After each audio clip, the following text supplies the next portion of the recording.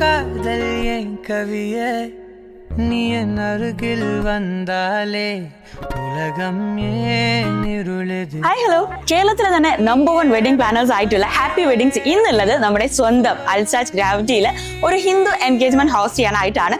ജിതിനും ദീപികയും ഇന്ന് മുതൽ അവരുടെ പുതിയൊരു ജീവിതത്തിലേക്ക് അടുത്ത ഘട്ടത്തിലേക്ക് കാലെടുത്ത് വെക്കുകയാണ്. സോ നമുക്ക് ആ ഒരു വിശേഷങ്ങൾ ഒന്ന് വീഡിയോയിൽ കണ്ടിട്ട് വരാം.